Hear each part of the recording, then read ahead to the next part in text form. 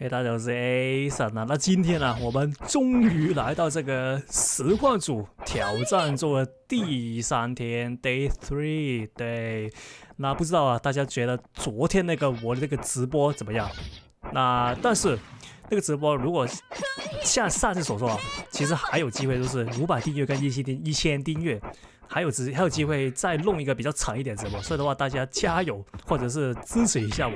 对，就訂閱一下，謝謝。那這次啊，我們打這個實況組，或者是那個玩家是誰？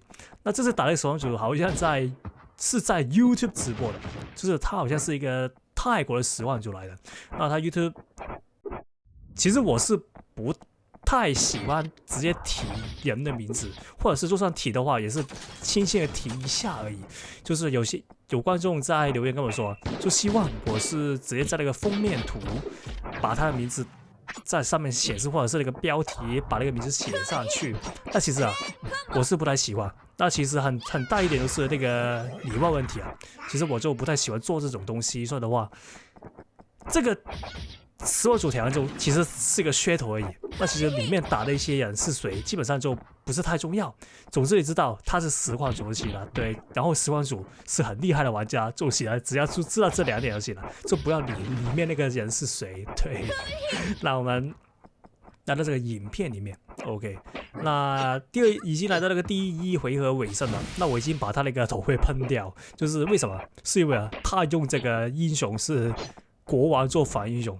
那我之前也說過，國王的防英雄是沒用的，就是一個對於那個防英雄來說，其實是一個比較劣勢的一個防御英雄選擇。因為怎麼說，現在這個版本啊，只有2隻防英雄是有用的。第一隻就是李舜臣，就是因為他那個能量重低是可以當做反装來用嘛。那第二個就是我用的狂战巴薩，因為他那个能量需要之後就可以直接變大，有把對面那個連技斷掉，就是這樣。所以的話，只有這2隻是這個版本。哎呦，不錯了，這個版本有用的那個英雄，有用的防御英雄。那這次這個吸血鬼玩家，那其實上次已經看過一次了。那這次我們就來看另一場跟那個吸血鬼100等吸血鬼的實況組玩家打了一場比賽。那除了他是一個很厲害的實況組、很厲害的吸血鬼玩家之外，那他還有一點是令我覺得挺驚奇的，就是我打的時候有一點覺得，怎麼有點那個感覺怪怪的？那是什麼部分？那其實就是他那個技能部分。對，我這邊直接把他那個皮膚拆掉，可惜這邊還吃了一發。那為什麼我覺得他的技能奇怪？不是說什麼他看什麼奇怪東西那種奇怪，是他的那個手，他那個整體的感覺。技能用的那感覺令我覺得很奇怪，怎麼說？因為他用的一些技能都是全都是一些這個版本很少人在用的一些裝備。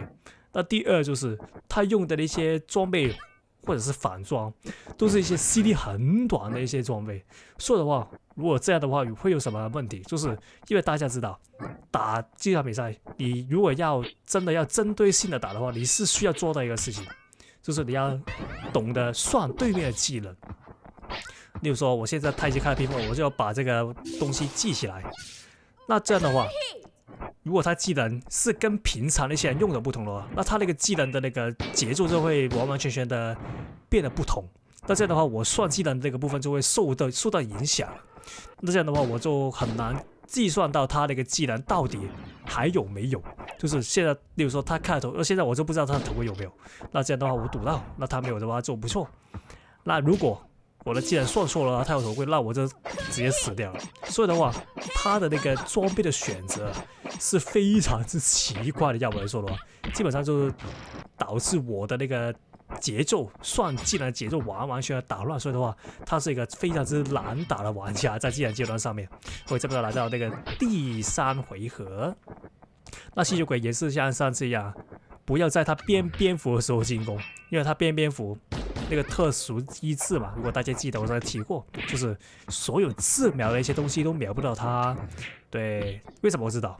因為以前我打團戰的時候，有人用吸血鬼，然後我用那個愛國者瞄準他，那個飛彈飛過去的時候，他變那個蝙蝠，然後直接那個飛彈就飛去空中了，然後完完全全都瞄不準他。所以說我就知道這個特點。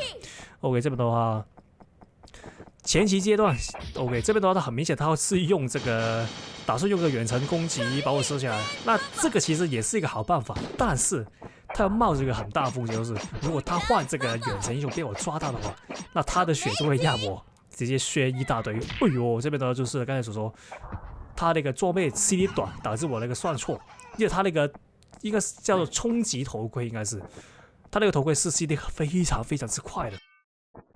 倒地反裝來說的話，我通常，而且這個裝備是沒人用的，所以的話，剛才我直接無視了他的那個東西，直接讓他抓到。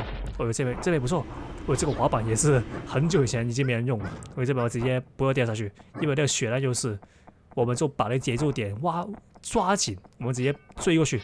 哦，這邊的話他應該沒能量了，我們就可以追過去。哎，可惜啊，他應該有，哎，抓到，那這樣的話應該死了吧？哎，沒死，那再抓他一次他要死了。那這邊我還有披風啊，哎，可惜，不錯，他這個讓我反應來不及反應啊。哎呦，這邊的哇，他好像剛才才開了一個衝擊頭盔，然後這邊也有那個蝗蟲頭盔，所以的話他用了一些全都是短 CD， 這樣就導致我那個判斷的時候有一點問題啊。所以這邊的話，我們的技能都好了，那我們直接開披風 ，OK， 不錯，那直接把它收掉，來到這個第3回合。哎呦，這邊的話我們就小一點。OK， 這邊都見識到為什麼，哎，可以，為什麼那狂炸巴薩是比其他防御术好用，而且我是覺得甚至比這個理顺好用，因為現在很多人的 combo 就是一些 combo 都是會接近這個彈地 combo， 就是不停的彈地。那如果不停的彈地的話，你的理順層啊，就完全用不到那個能量了，除非他失手了。那說到我是會建議，而且我是非常喜歡用這個狂炸巴薩，因為直接變大就行了，對，變大那就直接破解對面的 combo， 就這麼簡單。OK， 這邊的話上去只能抓他一下，哎，做到了，直接給他我們擅長的，哎呦，不錯，又一件短 CD 技能。那這邊的話，我們就繼續追擊下去，因為呢現在我們這個節奏在我們這邊，那我們開 SD， 不錯，那我們也是繼續給他黑馬 combo， 因為我們的技能是比較算是中長的，就是那個 CD 不是跟他一樣短的 CD， 是一個比較中長節奏的 CD， 所以的話，我們剛才是沒有技能的，所以的話直接給他黑毛 combo 行了。OK， 這邊的話小一點啊，我們就不能進攻之餘，我們小一點，他有沒有一些很奇怪的技能，例如說把你變成僵屍之類的，那我們就一邊進攻的同時一邊的小心這一點。哎呦，這邊不錯，那這邊可能要他開頭盔啊，哎，沒有，他沒有做一些把我打下去的行動。哎呦，這邊不錯，他失手了。那嘗試一下，哎呦，這個也是吸血鬼 SD 是十分之痛的。那我們就，哎，這邊的話可以開披風，不錯。這個就 BB 風是所有的那個自動追蹤武器的那個特性啊。